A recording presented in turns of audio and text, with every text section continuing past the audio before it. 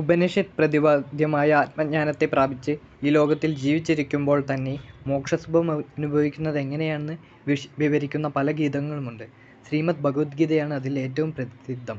അതുപോലെയുള്ള മറ്റൊരു ഗീതയാണ് അഷ്ടവക്ര ഗീത അഥവാ അഷ്ടവക്ര സംഹിത. അഷ്ടവക്ര മുനിയും ജനക മഹാരാജാവും തമ്മിലുള്ള സംവാദത്തിൻ്റെ രൂപത്തിലാണ് ഇതിൽ വേദാന്ത ശാസ്ത്രം പ്രതിപാദിച്ചിട്ടുള്ളത്. വേദാന്ത ശാസ്ത്ര ചർച്ചയേക്കാൾ ദ്വൈതാനുഭൂതിയാണ് അഷ്ടവക്ര ഗീതയിൽ മുൻതൂക്കം. ഭഗവത്ഗീതയെ അപേക്ഷിച്ച് ഇതിലെ പ്രതിപാദന ശൈലി കൂടുതൽ സരളവും ലഘുവുമാണ്. ഇനി ആരാണ് അഷ്ടവക്ര മുനിയെന്ന് നോക്കാം. ജനക സദസ്സിൽ അഷ്ടവക്ര മുനി വരുണപുത്രനായ വന്ദിയുമായി ചെയ്ത ബ്രഹ്മവാദം മഹാഭാരതത്തിലെ ആരണ്യപർവ്വതത്തിൽ തീർത്ഥയാത്രാ പർവ്വത്തിൽ അഷ്ടവക്രീയം എന്ന പേരിൽ ചേർത്തിട്ടുണ്ട്. കഹോടൻ എന്ന ഒരു ബ്രഹ്മജ്ഞാനിയായ ബ്രാഹ്മണന് തൻ്റെ ആചാര്യനായ ഉദാലൻ്റെ മകൾ സുജാതയെ വിവാഹം ചെയ്തു. അവൾ ഗർഭിണിയായി തീർന്നു. എപ്പോഴും നിരതനായിരുന്ന കഹോടൻ ഭാര്യയെപ്പറ്റി വിചാരനായി കഴിഞ്ഞുകൂടി. ഗർഭസ്ഥ ശിശു അനാവസ്ഥയെ ചൊല്ലി അച്ഛനെ പഴിച്ചു. കഹോടൻ കുപിതനായി. വയറ്റിൽ നിന്ന് ഇത്രത്തോളം പറഞ്ഞ നീ 8 വളവുകളോടുകൂടി ജനിക്കുമെന്ന് ശപിച്ചു. പിതാവ് വേദോച്ചാരണത്തിൽ അശുദ്ധപാഠം ചൊല്ലുന്നത് കേട്ട് ഗർഭസ്ഥനായ ആ ശിശു പരിഹസിച്ച് ചിരിച്ചതിനാൽ കുപിതനായതാണ് ഈ ശാപം നൽകപ്പെട്ടത് മറ്റൊരു ഐതിഹ്യം പ്രസ്താവിക്കുന്നു. എന്നാൽ മഹാഭാരതത്തിൽ പറയുന്നതാകട്ടെ, രാത്രിയിൽ വേദാധ്യയനം ചെയ്തതിന് അച്ഛനെ മകൻ പരിഹസിച്ചു എന്നതാണ്. ഭാര്യയ്ക്ക് ഗർഭം തികഞ്ഞപ്പോൾ ധനം തേടി കഹോടൻ ജനകരാജാവിൻ്റെ യാഗത്തിൽ സംബന്ധിക്കാൻ പോയി. അവിടെ വെച്ച് വന്തി എന്നൊരു പണ്ഡിതനോട് വാഗ്വാദത്തിൽ തോറ്റു. തത്സംബന്ധമായി നിശ്ചയിക്കുന്ന വ്യവസ്ഥ പ്രകാരം കഹോടൻ വെള്ളത്തിൽ താഴ്ത്തപ്പെട്ടു. സുജാത പ്രസ്താവിച്ച ശിശു പിതൃശാപം മൂലം 8 വളവുകളോടുകൂടിയാണ് ജനിച്ചത്. അതിനാൽ അഷ്ടവക്രൻ എന്ന പേരു കിട്ടി. 12 വയസ്സായപ്പോൾ പിതാവിന് നേരിട്ട അപമൃത്യുവിനെ പറ്റി അറിഞ്ഞു. തൻ്റെ അമ്മാവനായ ശ്വേതകേതുവിനോട് മിഥിലയിലെത്തി. അച്ഛനെ തോൽപ്പിച്ച വന്തിയെ വാദപ്രതിവാദ്യത്തിൽ ജയിച്ചു. വ്യവസ്ഥ പ്രകാരം തോറ്റയാളെ വെള്ളത്തിൽ മുക്കണമെന്ന് രാജാവ് ആവശ്യപ്പെട്ടു. തത്സമയം ഞാൻ വരുണൻ്റെ പുത്രനാണെന്നും വരുണൻ നടത്തുന്ന ഒരു യാഗത്തിന് ബ്രാഹ്മണരെ എത്തിച്ചു കൊടുക്കാൻ വേണ്ടിയാണ് അവരെ വാഗ്വാദത്തിൽ തോൽപ്പിച്ചത്.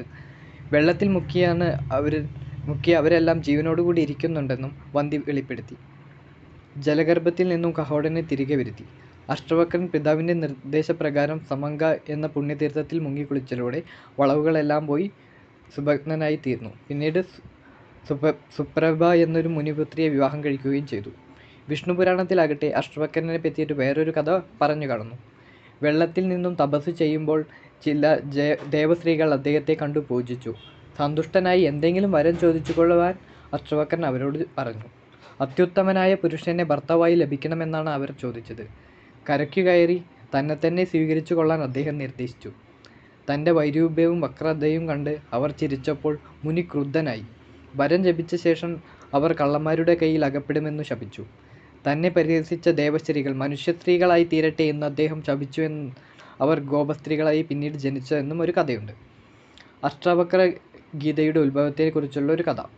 ഒരിക്കൽ ജനക മഹാരാജാവ് നിദ്രയിൽ ഇരാണ്ടിരിക്കെ താനൊരു യാചകനായി ദാരിദ്ര്യദുഃഖം അനുഭവിക്കാനുള്ള സ്വപ്നം കണ്ട് ഞെട്ടി ഉണർന്നു. പെട്ടെന്ന് അദ്ദേഹത്തിൻ്റെ മനസ്സിൽ ഒരു സംശയം ഉദിച്ചു. സ്വപ്നത്തിൽ ഞാനൊരു യാചകനായിരുന്നു, എന്നാൽ ഇപ്പോൾ ഞാനൊരു രാജാവായി. സ്വപ്നവേളയിൽ ഞാൻ യാചകനായെന്ന് സത്യമായി അനുഭവപ്പെട്ടുവല്ലോ, ഇപ്പോൾ ഞാൻ രാജാവാണെന്നും സത്യമായി അനുഭവപ്പെടുന്നു. ഇവയിൽ ഏതാണ് യഥാർത്ഥം? അദ്ദേഹം ഈ സംശയം തൻ്റെ മന്ത്രിമാരോടും രാജസദസ്സിലെ സകല വിദ്വാൻമാരോടും ചോദിച്ചു. അവർക്കാർക്കും തന്നെ ഇതിന് തൃപ്തികരമായ ഉത്തരം നൽകാൻ കഴിഞ്ഞില്ല. ഇങ്ങനെ ജനക മഹാരാജാവ് വിഷണ്ണനായിരിക്കുമ്പോൾ അതിതേജസ്വിയായ ഒരു യുവ തപസ്വി അദ്ദേഹത്തിൻ്റെ മുന്നിൽ വന്നെത്തി. അദ്ദേഹമായിരുന്നു വിഖ്യാതനായ അഷ്ടവക്ര മുനി. ജന്മന തന്നെ അദ്ദേഹത്തിൻ്റെ ശരീരത്തിൽ 8 വളവുകൾ ഉണ്ടായിരുന്നു. അതുകൊണ്ടാണ് അദ്ദേഹം അഷ്ടവക്രൻ എന്നറിയപ്പെട്ടിരുന്നത്. ജനകൻ മുനിയോട് ചോദിച്ചു, മുനി, ജാഗ്രതാവസ്ഥയാണോ അതോ സ്വപ്നാവസ്ഥയാണോ സത്യമായുള്ളത്? ജനകൻ്റെ ഈ സംശയം കേട്ട് അഷ്ടവക്രൻ ജനകനോട് പറഞ്ഞു, രാജാവ് ഉണർന്നിരിക്കുമ്പോഴും സ്വപ്നത്തിലും അങ്ങേക്കുണ്ടായ അനുഭവങ്ങളെല്ലാം തന്നെ മിഥ്യയാണ്. ജാഗ്രതവും സ്വപ്നവും ഒരുപോലെ തന്നെ മിഥ്യയാണ്. അങ്ങ് രാജാവോ യാചകനോ അല്ല, അവയിൽ നിന്നെല്ലാം വിഭിന്നമായ ചൈതന്യ സ്വരൂപമായ ആത്മാവാണ്. ആത്മാവ് മാത്രമാണ് അദ്വിതീയമായ സത്യം. ഇതിനെ തുടർന്ന് ജനക മഹാരാജാവും അഷ്ടവക്ര മുനിയുമായും ഉണ്ടായ സംവാദമാണ് അഷ്ടവക്ര ഗീത എന്ന പേരിൽ അറിയപ്പെടുന്നത്. അഷ്ടവക്ര ഗീതയും ശ്രീരാമകൃഷ്ണ വിവേകാനന്ദന്മാരും. ശ്രീമദ് വിവേകാനന്ദ സ്വാമികൾ ആദ്യകാലത്ത് ശ്രീകൃഷ്ണ പരമഹംസദേവനെ സന്ദർശിച്ചു കൊണ്ടിരുന്നപ്പോൾ പലപ്പോഴും അദ്ദേഹം നരേന്ദ്രനെ അഷ്ടവക്രഗീത വായിക്കുവാനായി പ്രേരിപ്പിച്ചിരുന്നു. വിവേകാനന്ദ സ്വാമിയുടെ ജീവചരിത്രത്തിൽ അത് രേഖപ്പെടുത്തിയിട്ടുമുണ്ട്. ചെറുപ്പം തൊട്ടു തന്നെ ബ്രഹ്മസമാജത്തിൽ അനുയായിയിരുന്ന നരേന്ദ്രന് അദ്വൈതത്തിൽ അഭിരുചിയില്ലാത്തതുകൊണ്ട് അഷ്ടവക്രഗീത വായിക്കാൻ മടിച്ചപ്പോൾ രാമകൃഷ്ണൻ എനിക്ക് വേണ്ടിയാണെങ്കിലും ഉച്ചത്തിൽ വായിക്കൂ എന്ന് പറഞ്ഞ് നിരവധി തവണ നരേന്ദ്രനെക്കൊണ്ട് അഷ്ടവക്രഗീത വായിപ്പിച്ചതിൽ നിന്നും ഈ ഗ്രന്ഥത്തിന് എത്രമാത്രം പ്രാധാന്യമാണെന്ന് ശ്രീരാമകൃഷ്ണൻ കൽപ്പിച്ചെന്ന് നമുക്ക് മനസ്സിലാക്കാം.